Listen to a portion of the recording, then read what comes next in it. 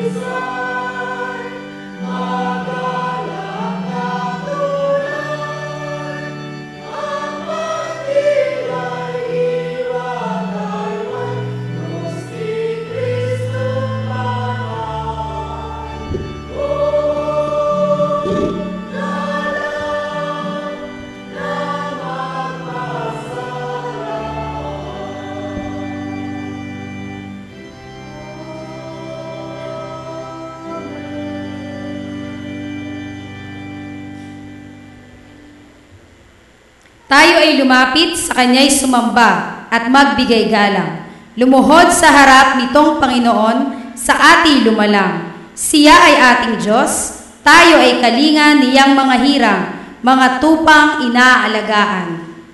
Tayo ay lumapit sa Kanyang harapan na may pagpapasalamat. Siya ay purihin ng mga awiting may tuwa at galak, sapagkat ang Diyos ay Panginoong napakadakila, ang dakilang haring higit sa sinuman na binabathala. Tayo po ay manalangin. Panginoon, kami po ay nagpupuri at nagpapasalamat sa inyong walang hanggang pangalan, sapagkat muli kaming nakarating sa inyong bahay-sambahan. Linisin niyo po ang aming puso at ang aming isipan upang kami ay maging karapat-dapat sa aming gagawing pagsamba. Ito po ang aming dalangin sa pangalan ni Jesus. Amen.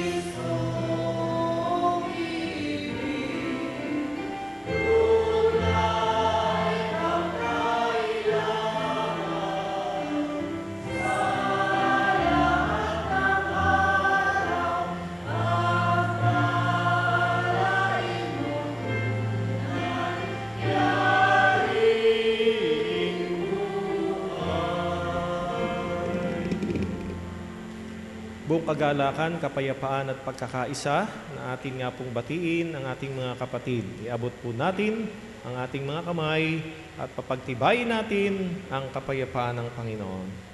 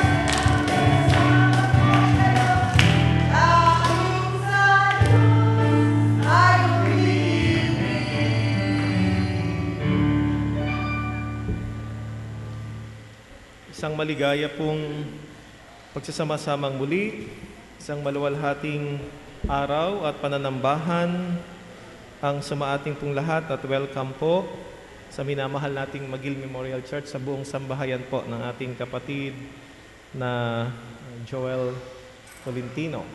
Purihin ang Panginoon sa inyong buong sambahayan at gayon din po sa ating pong lahat. Tanggapin po natin ang isang mabiyaya at isa pong makahulugan na pagdiriwang po natin ng Christian Education Sunday. At kasama po natin dito sa altar ang ating pong Board of Christian Educators, ang ating mga Christian Education Workers, ang ating mga diaconal ministers, mga local lay workers po natin. Salamat po sa Panginoon at sa ating pong mga kapatid na nasa iba-iba pong panig ng ating bansa at gayon din naman nasa ibayong dagat. Maraming salamat po sa Panginoon sa ating pong muli na pagsasama-sama upang sambahin at papurihan, katagpuin sa Espiritu at katotohanan ng ating Panginoon bilang bahagi ng kanyang iisang katawan, ang kanyang iglesia. Atin nga pong binabati ang mga may maligayang pagdiriwang ng anibersaryo ng kasal at gayon din ang mga kapatid na nagdiriwang ng kanilang kaarawan ngayong pong araw, September 30, mga kapatid na Sofia Ilagan at Reverend Gailry A. Tadiosa. At gayon din po ang mga kapatid na magdiriwang mula po sa buwan ng Oktubre. Ang naririto po ay mula ika-3 hanggang ika-5. Sa mga hindi po napatala dito, subalit nagdiriwang ng kaarawan, katulad po ng ating kapatid na Gerald, happy birthday. kapatid na Hani, no? Sa Balyero, sumain nyo nga po ang biyaya ng ating Panginoon. At awitin po natin ang maligayang bati.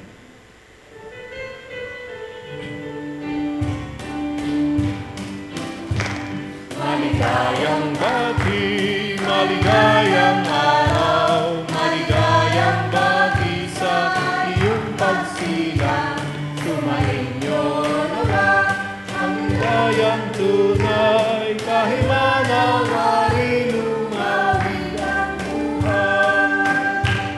Maligayang bati, maligayang araw, maligayang bati sa iyong pagsilang. Sumainyo nawa ang ligayang tunay, kahit manawari lumawig ang buhay.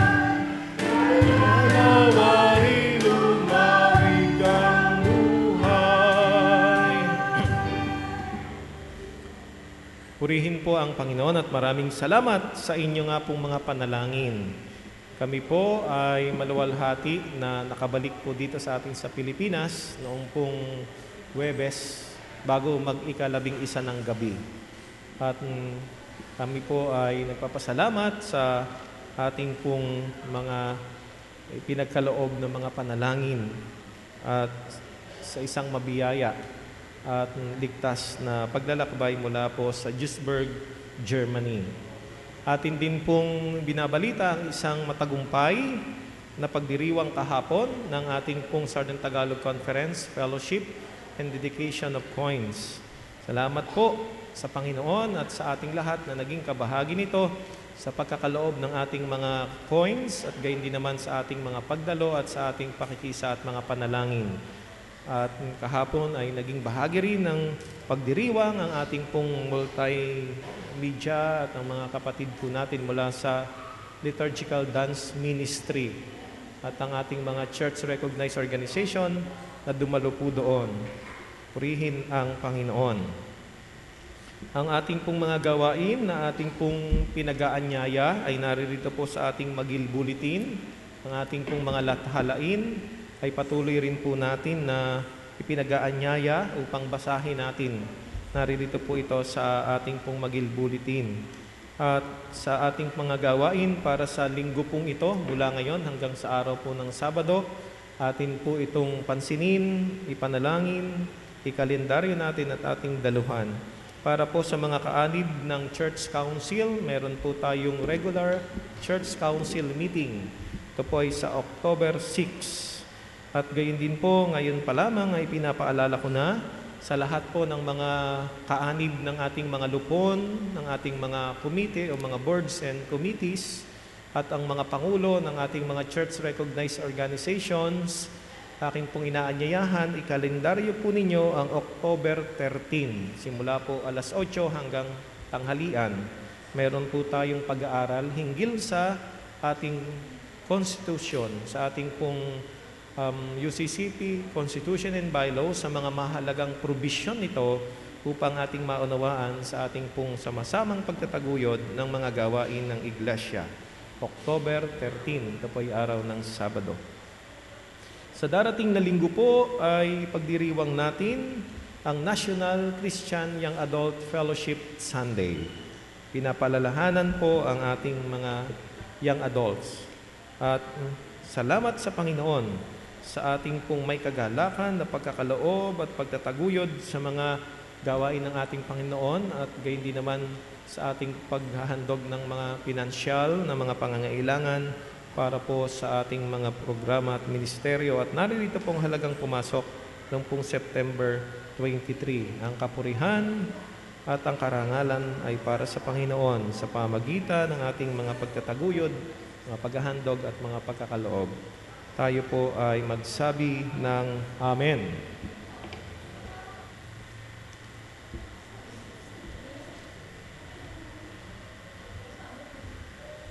Ang nagtuturo ng salita ng Diyos ay dapat bahaginan ng mga pagpapalang tinatamasa ng mga tinuturuan. Galatia, Kabanata 6, talata 6 hanggang 7.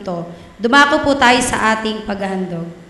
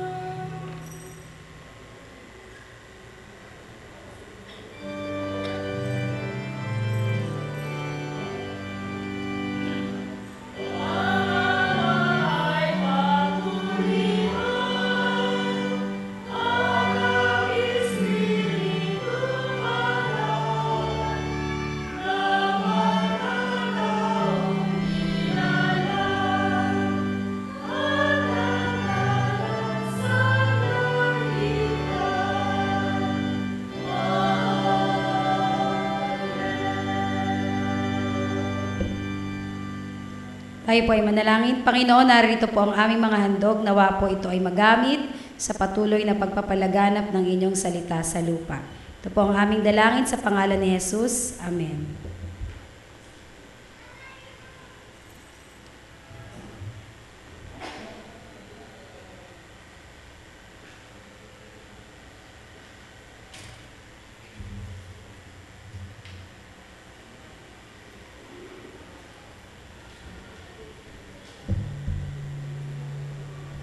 Para po sa ating tugunang pagbasa, buksan po natin ang ating Biblia sa unang Korinto, Kabanata 9, talata 1 hanggang 14.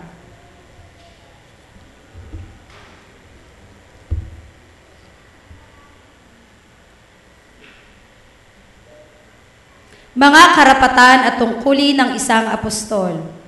Hindi ba't ako'y malaya? Hindi ba't ako'y apostol? Hindi ba't nakita ko si Jesus ng ating Panginoon?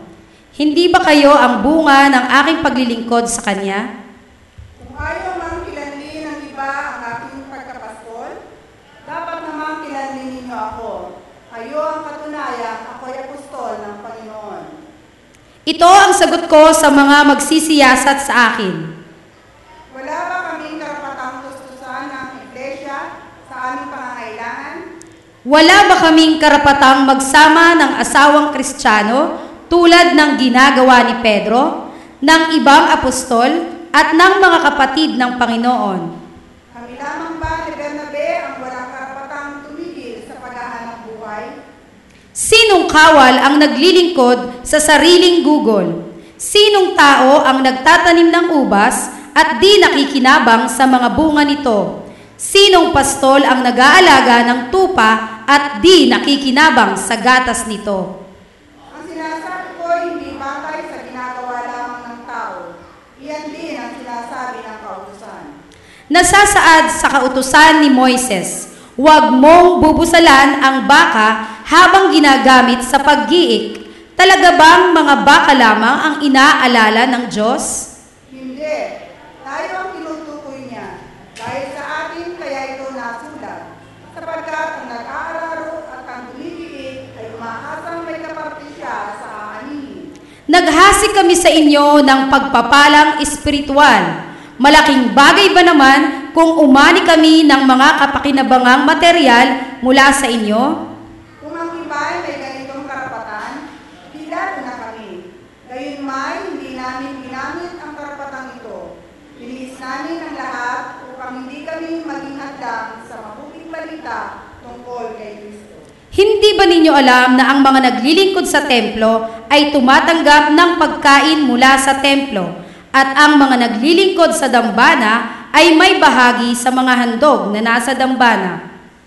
Sa ganyan ding paraan ipinag-utos ng Panginoon na ang mga nangangaral ng mabuting balita ay dapat mabuhay sa pamamagitan ng mabuting balita.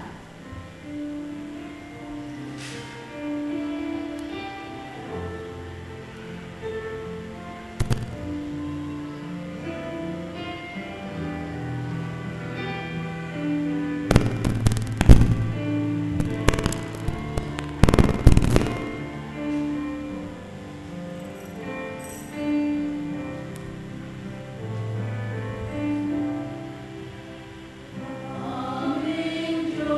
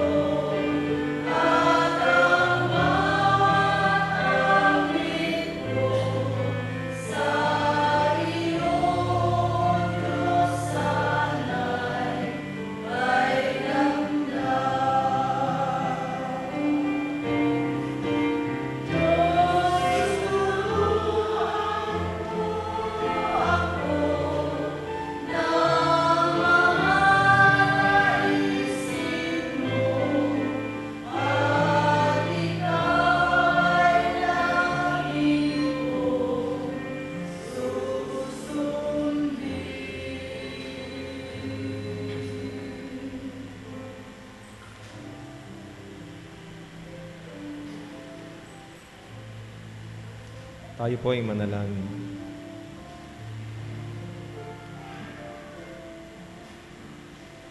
Sa lahat ng panahon, sa iyong panahon, o dakilang Diyos na aming magulang, ipinagkakaloob niyo po sa amin ang inyong banal na kalooban, ang inyong pag-ibig, ang inyong mga pangako. Sa muli po namin na pagkakatipon sa loob ng inyong banal na santuaryo, naririto po kami, taglay ang inyong kabutihan at kadakilaan. Ibinabalik po namin sa inyo ang lahat ng papuri at pagpapasalamat. At loobin niyo po na ang pagpupuri at pagpapasalamat na magmumula sa bawat isa sa amin at sa kabuuan ng inyong iglesia ay maging kalugod-lugod at karapat-dapat sa inyong banal at mapaghimalang trono. Amin pong kinikilala ang aming mga kasalanan, ang lahat ng aming pong mga pagsalangsang, pagkukulang at maging ang aming pagmamalabis. Sinasamo po namin, igawad niyo po at tanggapin namin ang inyong kapatawaran. Napakabuti po ninyo, walang hanggan at nag-uumapaw ang inyong mga pagpapala. Amin nga pong pinagpapasalamat sa inyo ngayon na kami ay naririto kasama ang aming mga mahal sa buhay, ang aming pong sambahayan, at gayon din naman ang aming mga kapatid sa pananampalataya. Ito'y isang pagpapala aming Panginoon at aming pong patuloy na ipinagpapasalamat sa inyo. Ang pagsapit ng mga kaarawan ng anibersaryo ng kasal, ang inyong biyaya ng pag-iingat at pagtugon sa mga panalangin, ang mga ito at ang marami pang iba na anyo at kapahayagan ng inyo pong banal na kapangyarihan at kaganapan ng inyong kalooban. Tanggapin niyo po ang aming pagpapasalamat. Aming pong dinadala sa inyo ang aming mga kapatid na may mga karamdaman. Panginoon, nababatid po ninyo ang aming puso, ang aming isipan, kung papaano namin tinataas sa inyo ng buong pananampalataya at buong taimtim ang mga kapatid na ngayon ay nagpapagaling at ang iba ay nasa loob ng pagamutan. Tinataas po namin sa inyo ang aming kapatid na Arturo Tolentino, Panginoon, na sa loob siya ng ICU. Panginoon, ang inyong himala ang kanyang tanggapin sa mga sandaling ito, ang kapayapaan, at gayon din naman ang kapanatagan ng kanyang sambahayan. At tinataas din namin sa inyo, Panginoon, ang kagalingan ay kanya nga pong tanggapin ang kinin at aming pong sinasamo ang katarungan para sa Kanya. Panginoon, ang katwiran na nagmumula sa inyo ay aming pangahawakan. Tinataas din namin sa inyo ang aming kapatid at magulang sa pananampalataya, si Nanay Lita Olaveja, na nasa loob pa rin ng pagamutan. Panginoon, ang inyong nga pong mapagpalang mga kamay na nagpapagaling ang patuloy na madama po niya sa mga sandali pong ito. At gayon din naman ang kapatid na Dodong Perez na nasa loob pa rin ng pagamutan. Sila at ang aming mga kapatid na nasa puso at isipan po namin ay aming pong itinataas sa inyo. Aangkinin namin ang inyong mga himala. Aangkinin namin ang kapangyarihan ng inyong mapagpalang mga kamay na aming sinasamo na idampi po ninyo ito sa kanila at ang inyong himala, ang panunumbalik at ang kalakasan naming Panginoon at kasiglahan ng kanilang apong pangangatawan, ng kanilang madama at taglayin. Panginoon, tinataas din po namin sa inyo ang mga sambahayan. Maraming salamat sa biyaya ng mga mahal sa buhay. Maraming salamat sa biyaya ng pagsasama-sama sa pananampalataya at paglilingkod. Salamat sa bawat isa na bahagi ng aming buhay at ng aming pong tahanan. Salamat sa aming mga magulang. Tinataas po namin ang mga matina ng mga tahanan. Gayon din ang mga anak, ang aming pong mga kasamahan, kasambahay, sa loob ng tahanan, ang aming mga lolo at mga lola, at ang bawat isa na ipinagkaloob niyo po sa aming mga kinabibilangang pamilya. Panginoon, tinataas po namin ang bawat isa sa inyo, ang inyong biyaya ng pagbubuklod, biyaya ng masayang pagsasamahan, ang masiglang pananampalataya at sama-samang paglilingkod, ang inyong nga pong patuloy ay pagkakaloob at madadama ng bawat isa. Panginoon, sa mga sandaling ito, ang mga guro na sumailalim sa board exam, sa licensure examination for teachers, marahil sila ay naglalakbay na pauwi o kaya naman ay nasa kanilang mga tahanan at nakatapos na sa examination. Panginoon, tinataas po namin sila sa inyo ng patuloy. Bigyan niyo po sila ng inyong patuloy na kalakasan, kapayapaan, at gayon din naman ang katagumpayan naming Panginoon sa kanila nga pong pagsusulit. Tinataas din namin sa inyo ang iglesyang ito sa iba't ibang mga gawain. Salamat po sa buhay ng Magil Memorial Church, sa iba't ibang ministeryo, sa iba't iba po na kapahayagan ng pagtugon sa inyong misyon. Salamat po sa pagdiriwang namin ngayon ng Christian Education Sunday. Kasama namin ang mga tigapagturo sa Sunday School, sa Purok Bible Study, sa paghayo sa mga mission outreaches, sa mga gawain sa loob ng bilangguan, at gayon din naman sa iba't ibang kapahayagan ng paglilingkod para sa inyong kaharian. Panginoon, tinataas po namin sa inyo ang Board of Christian Educators. Kayo ang patuloy na magpapalakasin at gagabay sa kanila at magbibigay ng banal na karunungan at ng inyong patnubay upang ang patuloy na misyon ng paggabay, ng pagpapalago sa pananampalataya ay patuloy na madama, patuloy na may pahayag, patuloy na maranasan sa kabuuan ng buhay ng kapatirang ito ng Magil Memorial Church. Panginoon, maraming pong salamat sa aming mga kapatid na malayo sa aming piling, sila'y tinataas namin sa inyo. Ingatan niyo po sila, pagtagumpayin sila sa anumang kanilang mga gawain, sa anumang ministeryo na kanilang tinanggap mula sa inyo. Ang aming pamayanan, ang aming lalawigan, ang aming bansa at ang buong sanglibutan, tinataas po namin sa inyo ang inyong biyaya ng kapayapaan at pagkakasundo, ang inyong biyaya ng paggabay sa pangapaglilingkod sa mga itinalaga po ninyo na mga tigapanguna sa aming nga pong pamayanan, sa aming pong bansa. Panginoon, pagpalain niyo po ang aming pamayanan ng sambayan ng Pilipino, ang mga pamilyang Pilipino, ang bawat isang mamamayan na nagpapatuloy, na sumusunod sa inyo pong banal na kalooban at gumagawa upang ang inyong panukala, aming Panginoon, sa buhay ng aming pamayanan, sa buhay ng mga sambahayan, at gayon din naman sa inyong kaharian, ay magkaroon ng kaganapan. Ang lahat po ng ito, O Diyos, ay aming itinataas at patuloy naming aangkinin sa iyong panahon, aming patuloy na madarama ang inyong plano at ang inyong kaharian. Amen.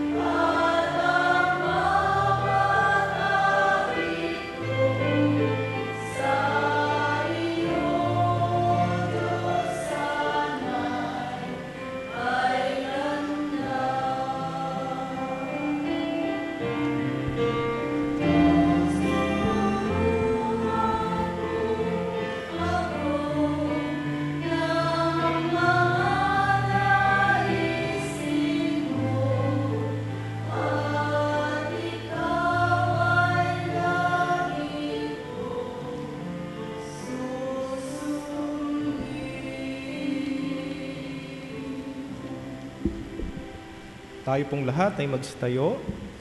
Ating pong pakinggan ang pagbasa sa Ebanghelyo ayon kay Mateo.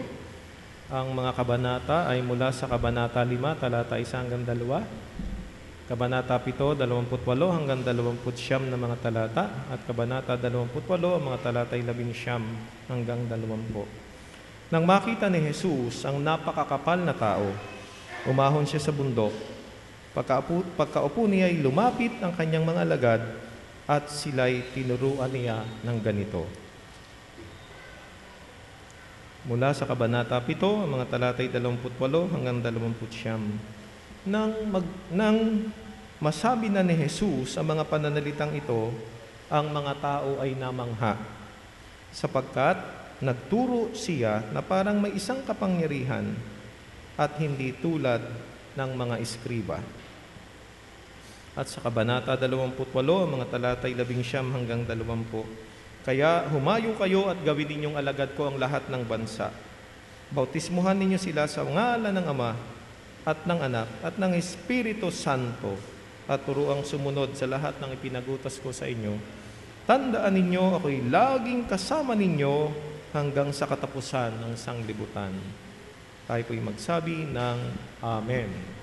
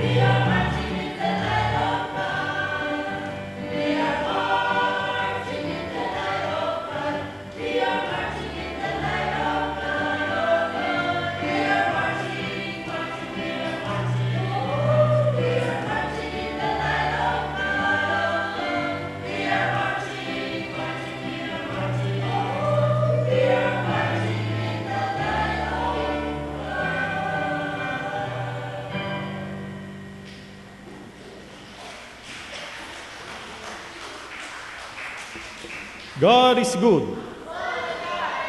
All the time. Palakpakan po natin ang Panginoon. Sabay-sabay po nating sabihin, a blessed Christian Education Sunday.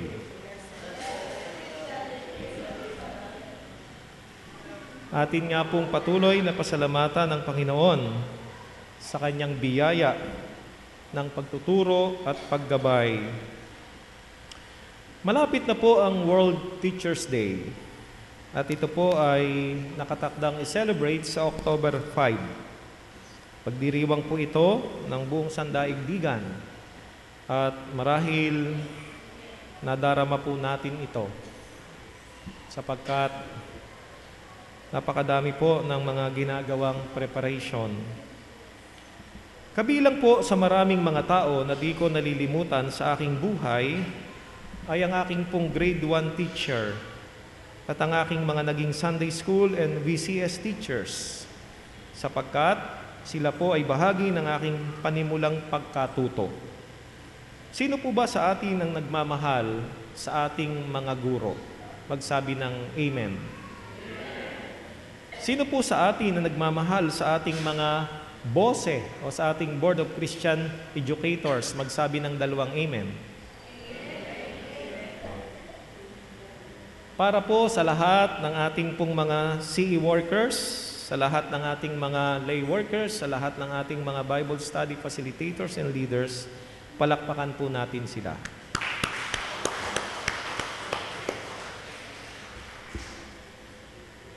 Kung ating pong pag-uusapan ang hinggil sa pagtuturo,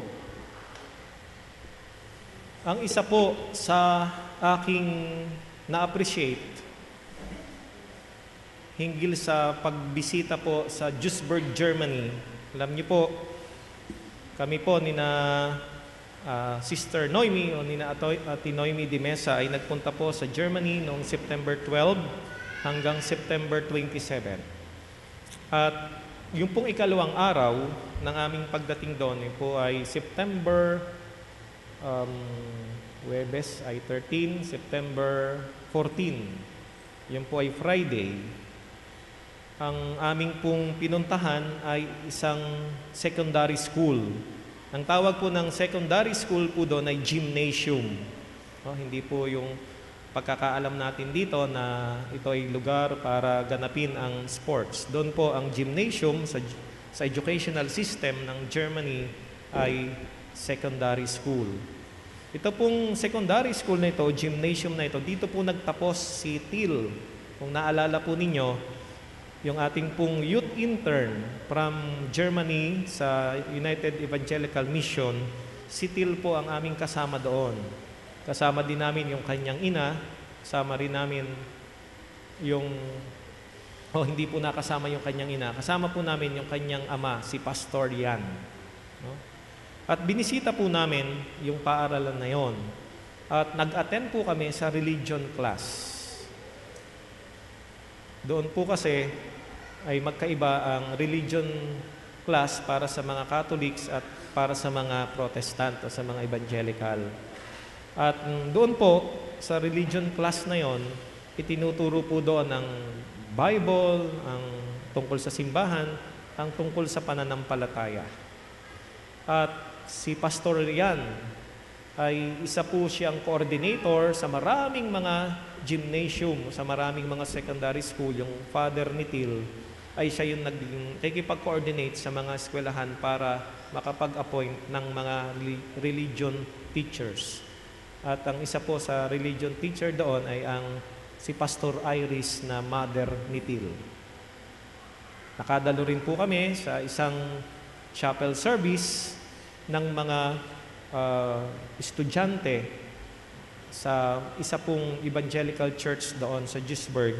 At doon, 2 beses sa loob ng isang buwan, ang mga evangelical o Protestant pupils ay dumadalo po doon sa simbahan na yon upang kanila nga din pong maipagpatuloy yung kanila pong paglago sa pananampalataya. Opo, sa karanasan pong yun, nakita ko na mahalaga At mismo po, pinapahalagahan nila yung pong pagtuturo at paggabay sa mga bata at sa mga kabataan kahit sa loob ng paaralan. Yun po ay hinggil sa educational system o sa context ng Germany. At makikita po natin na napakahalaga talaga ng pagtuturo. Ano po kaya ang mangyayari kung ang iglesia ay hindi kikilos sa pagtuturo at sa pagbubuklod sa mga tao? Pumasok na po ba sa ating puso, sa ating isipan na kung ang iglesia ay hindi magtuturo, hindi siya kikilos para sa bubuklod sa mga tao? Parang mahirap isipin at gayon din naman. Hindi natin po marahil magugustuhan ang magiging bunga kung ang iglesia ay hindi kikilos at hindi magtuturo sa mga tao, lalo't higit ay simula sa mga bata at mga kabataan. Ang Ebanghelyo po ayon kay San Mateo ay nagpapahayag tungkol kay Hesukristo bilang teacher, bilang guro. Sabihin nga po natin ng sabay-sabay, guro. Mahina po yata. Guro. Yan. Ang Ebanghelyo pong ito ayon kay San Mateo ay pinapahayag ang ating Panginoong Hesukristo bilang isang guro na may kakayahang magpaliwanag ng kautusan ng Diyos at magturo ng kanyang pag-ibig. Sa mga binasa po natin ng mga kabanata sa Ebanghelyo ayon kay Mateo sa kabanata 5, talata 1 hanggang 2. Kabanata 7, talata 28 hanggang 29, at sa kabanata 28 ang talata 11 hanggang 20. Ipinapakita po dito ang mga pagkakataon ng pagtuturo ng ating Panginoong Hesukristo, at sa kabanata 7, ito po ay sa puok doon sa bundok. Siya doon ay nagturo. Sa kanya nga pong ministeryo, kahit saang lugar, saan mang puok ay maaring ganapin o maaring gawin ang pagtuturo. At gayon din naman sa kabanata 7 ang talatay 28 hanggang 29. Dito po ipinapakita ni San Mateo na ang ating Panginoong Hesukristo ay kakaiba bilang isang guro o kakaiba bilang isang tigapagturo. Hindi siya katulad ng mga eskriba, sapagkat ang sabi po ng mga tao, siya'y may kapangyarihan sa pagtuturo. Sapagkat sa kanyang pagtuturo, nadarama ng mga tao yung kanyang pag-ibig. Nadarama ng mga tao yung pag-ibig ng Diyos sa kanyang pagtuturo.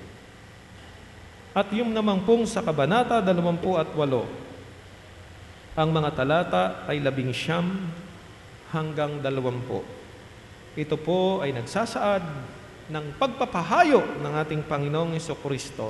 Ito po yung tinatawag na Great Commission. Kung kaya sa gawain o sa ministeryo ng pagtuturo, tayo ay inaasahan, tayo itinatalaga upang humayo at upang magturo. Sabihin nga po natin, humayo at magturo. Sa pangkabuuan, mabuting alalahanin po natin na dahil sa pagtuturo at paggabay ng ating Panginoong Hesukristo, ang iglesia ay nabuo. Sa pagtuturo at sa paggabay ng ating Panginoong Hesukristo, ang iglesia ay nabuo. Kaya sa pagkakaroon ng iglesia, ang ginawa ng ating Panginoong Hesukristo na pagtuturo at yung kanyang nurturing o paggabay ay napakahalaga. Kaya po, kung may damdamin tayo na mag-church planting o magtayo at magbuo ng mga iglesia sa iba-ibang dako dito sa Lucena o kaya naman sa iba pang mga lugar, sa ating pong pagsapit ng ating pong ika-100 taon ngayon o sa ating centennial year at sa mga darating pang mga taon, mahalaga po at kailangan natin ang mga magtuturo. Kailangan natin ang mga gagabay sa mga tao para sa pagbubuo ng iglesia. Yung pong teaching and nurturing ay napakahalaga. Sapagkat sa mga panahon ay nilagi ng ating Panginoong Hesus sa sanglibutan, ang pangangaral ay isa sa kanyang pinagtuunan ng pansin o pinagtuunan niyang isagawa. Ang kanyang mga alagad ay kanya na ring tinuruan. Bilang pastol, bilang guro, in-empower, in-equip yung pong gawain ng equipping and empowering, yun po ang ginawa ng ating Panginoong Jesucristo. At nawa, dito po sa ating iglesia, makita po natin ito at maisagawa din natin ito. At ang ating Panginoong Jesucristo, matapos na ma-equip at ma-empower po niya ang mga alagad, ay kanyang tinagubilinan ng mga ito na maging mamamalakaya ng tao. Sa Mateo, Kabanata 4, ang talata ay 11, sinabi ng ating Panginoong Jesucristo, "Sumunod kayo sa akin." At pagkatapos makasunod ng kanyang mga tinawag ng mga alagad, alam po natin, naroon ang proseso ng equipping and empowering para sa kanila. At sinabi po niya, "Sumunod kayo sa akin at gagawin ko kayong mamamalakaya ng tao. Humayo kayo at magturo." Iyon ang pagubilin at pag-aatas ng ating Panginoon.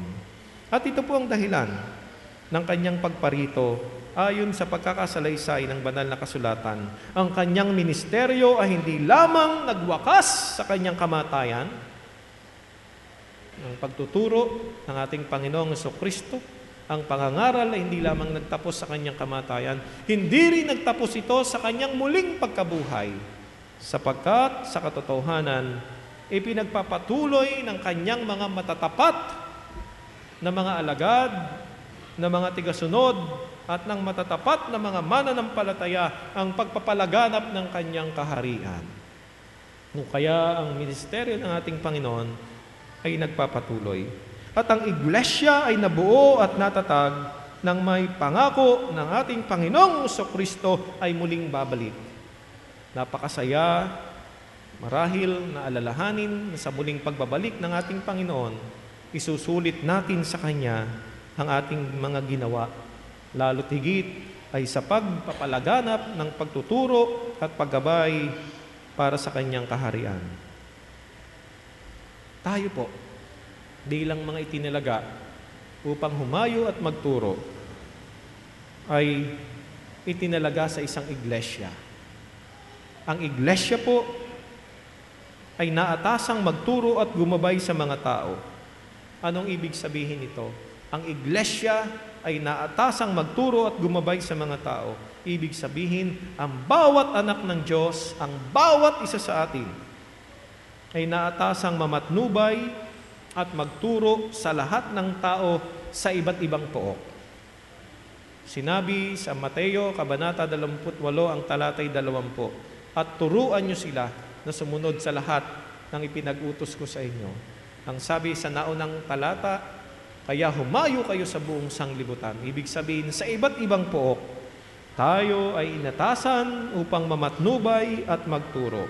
Sa diwa pong ito, tayong lahat ay may tungkulin upang maging tigapagturo. Tayong lahat ay kabahagi sa ministeryo o gawain ng pagtuturo. Opo. At sa atin nga pong pagninilay ngayon, alalahanin po natin na makikita natin na matapos mangaral ang ating Panginoong Hesus, pinutusan niya sila na magmisyon at magpalaganap ng pag-ibig ng Diyos. Binigyang diin niya na hindi lamang ang mga pastor, binibigyang diin dito kung magkagayon na hindi lamang ang mga pastor, hindi lamang ang mga diakonesa o mga diaconal minister ang maaaring makapagturo, kundi ang sinumang kaanib, ang bawat isa sa atin na may kakayahan at may huwarang pamumuhay ay tinatawagan upang humayo at magturo. Sa pagtatapos po, nais kong bigyan natin ng pansin ang hamon ng pagiging isang tigapagturo o ng isang Christian educator. Ano nga po ba ang dapat taglayin? Ano nga po ba ang dapat na makita sa buhay at pamumuhay ng isang tigapagturong Kristiyano o isang Christian educator? Alam po ninyo, ang Old Testament ay nasulat po sa salitang Hebrew o yung language po na ginamit sa panahon ng Old Testament ay Hebrew language. At may isang salita po sa Hebrew language, o sa salitang Hebreo, na ito ay rabi, na ang kahulugan po ay guro. At sa pamagitan po ng salitang ito ng rabi, nais ko po nabigyan natin ito ng kahulugan. In Hebrew language, rabi means teacher or guro. Pero ano nga po ba ang dapat nating alalahanin sa hamon upang tayo ay maging guro o mga tigapagturo o maging tigapagabay at maging isang Christian educator o Christian teacher? Tingnan po natin ang 4 na kahulugan nito. Ang una po ay letter R. Ang ibig sabihin, nakahanda na maglingkod, ready to serve. Yung pong halimbawa ng ating Panginoong Jesucristo ng paglilingkod, yung pong servanthood, ang kahandaan na maging lingkod, ang kahandaan upang sumunod sa ating Panginoong Jesus sa gawain ng pagtuturo. Ang letter A ay affirming the will of God. Ang pagpapatibay, ang pagsunod, ang pagpapasakop, ang pagkilala sa kalooban ng Diyos sa ating buhay.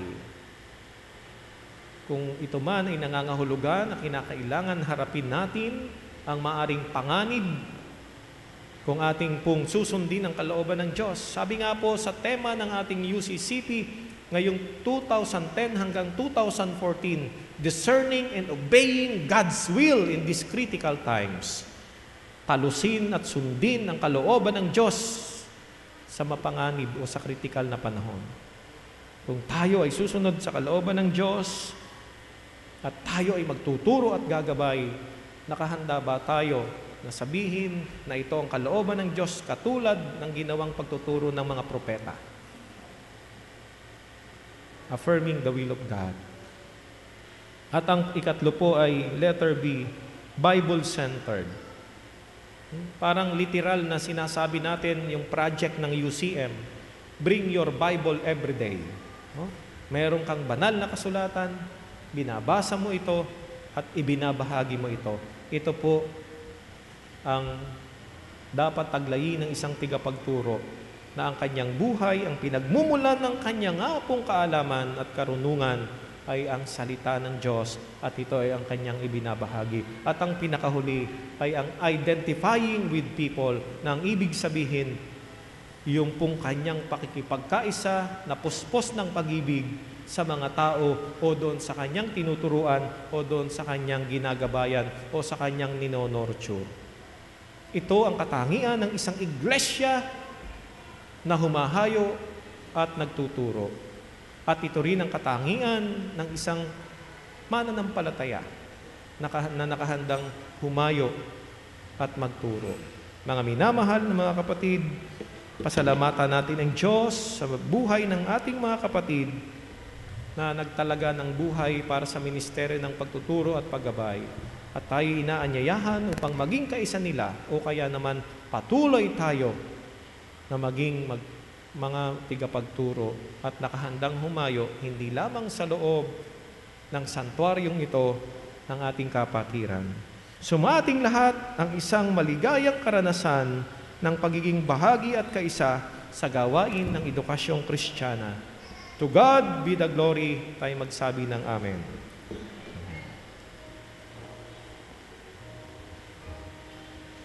Dumako po tayo sa ikalawang paghahandog.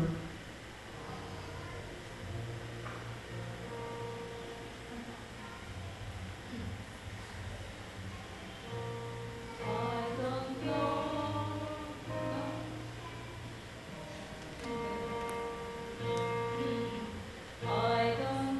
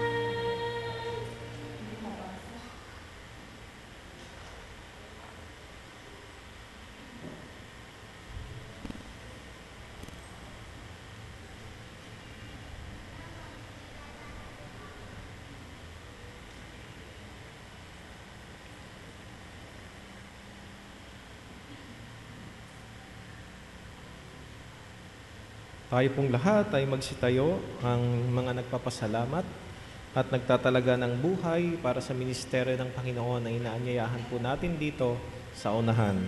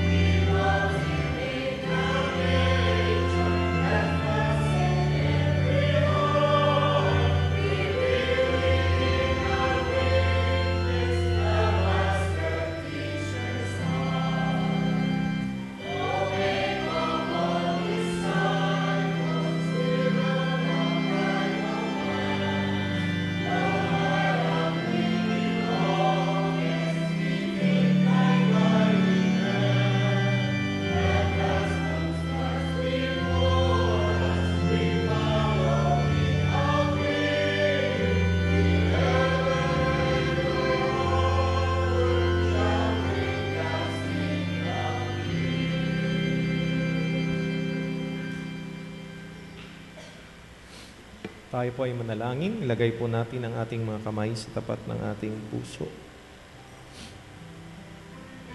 Salamat po sa inyong mabiyaya na pagtuturo at paggabay na ang bunga ay ang pagkakaroon ng mga mananampalataya na tinatawag na iglesia.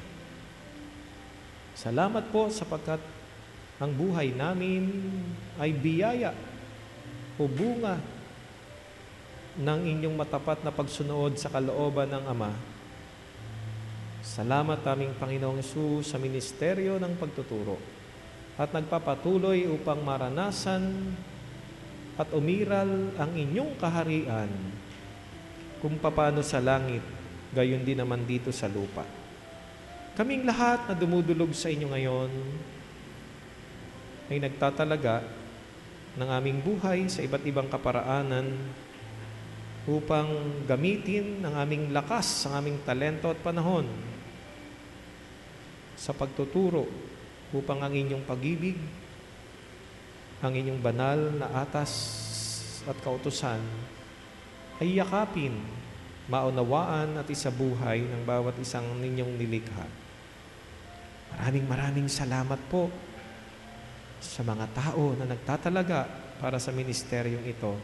Sila'y kasama namin dito ngayon. At sila po'y aming pong pinapanalangin upang itinatalaga upang patuloy na maging pagpapala para sa mas maraming mga tao.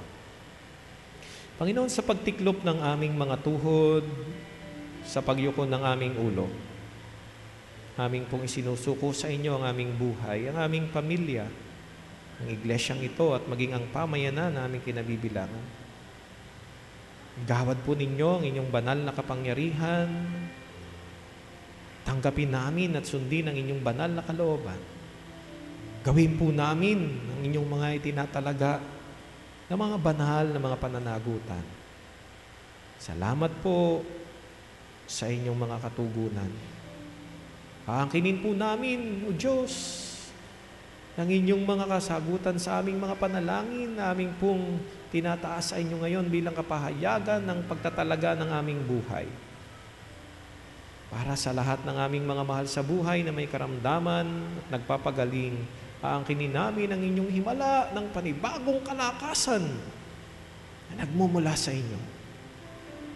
Para sa lahat ng aming mga gawain, simula bukas sa aming Panginoon at sa buong isang linggo, sa mga paglalakbay, sa mga pakikipag-usap, sa mga pag-aayos ng mga plano at mga gawain, sa mga pag-aaral, sa lahat aming Panginoon na bahagi ng aming pong gawain at pananagutan, aangkinin po namin ang inyong pag-iingat, ang inyong pagpapalakas, pagkakaloob ng karunungan, ng kapakumbabaan, ng pag-unawa, ng pakikipagkaisa, ng kapanatagan at ng katapangan ay pahayag ang inyong kalooban.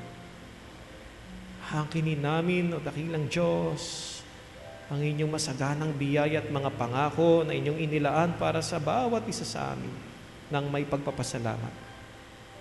Sa aming mga kapatid na nasa ibayong dagat, Panginoon, ang kininila at gayon din naman, inaangkin namin at ipinapahayag ang inyong pag-iingat at pagtatagumpay ng bawat isa sa kanila.